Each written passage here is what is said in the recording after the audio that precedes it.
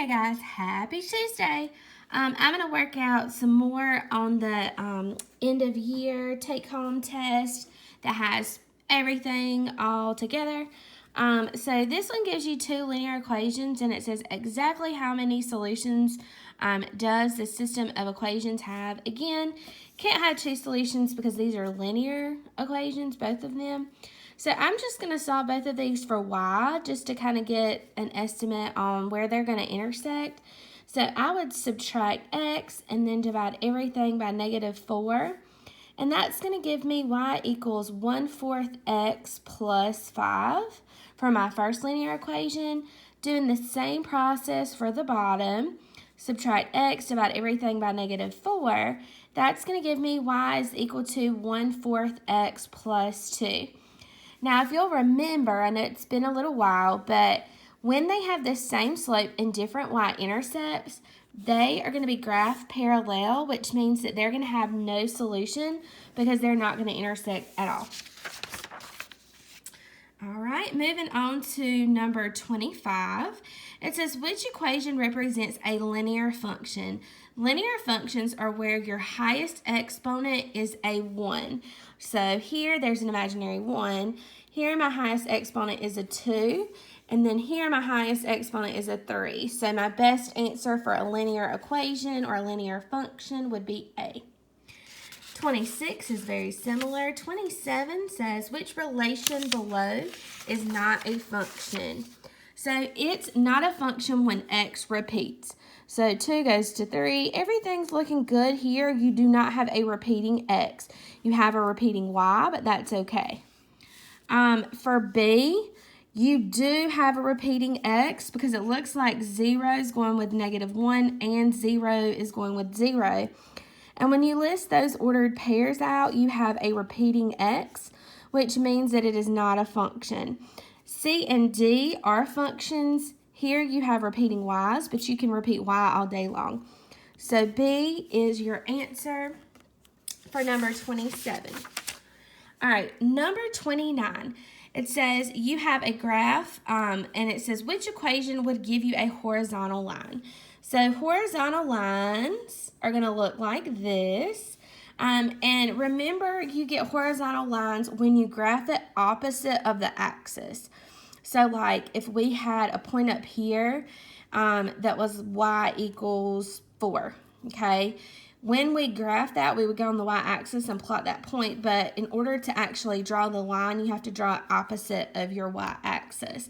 So I'm looking for a y equals something here, and the best answer would be y equals 3. You could also check that out on the calculator by plugging in y equals 3 and looking at your graph, and as you can see, a horizontal line was graphed.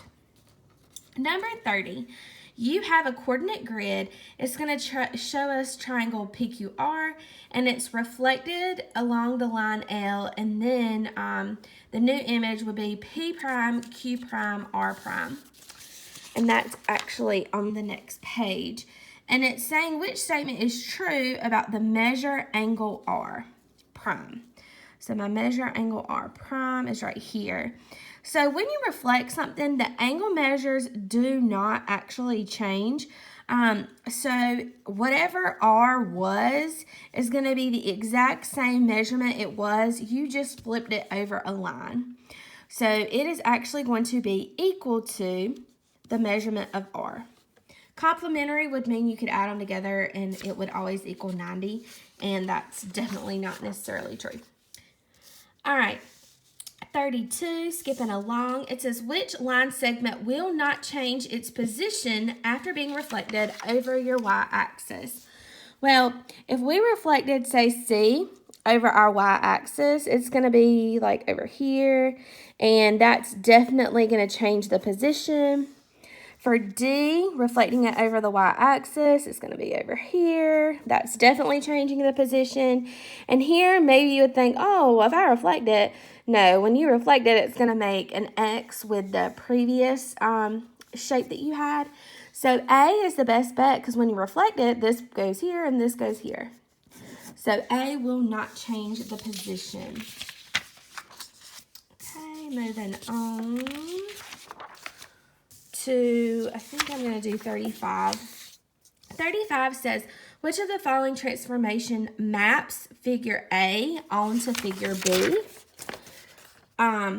So if we look at our picture, so figure A was the first one and then figure B. A says you translated it 3 right and 2 down. So let's just investigate this angle right here. And this angle right here should match this angle. So 3 right and then 2 down. Okay. And then let's just make sure that works with the others. Okay. 1, 2, 3, 1, 2. Womp womp.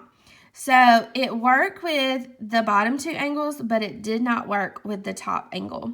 When I went 3 right and then 2 down, I was here. So that is not the answer.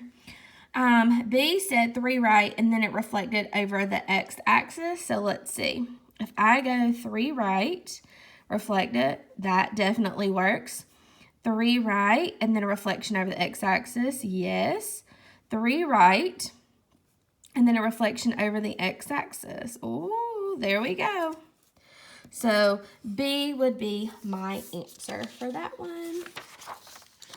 All right, last but not least for today, 36. So you have STU, and that's going to be reflected over our y-axis, and it's just asking us for the coordinates of U.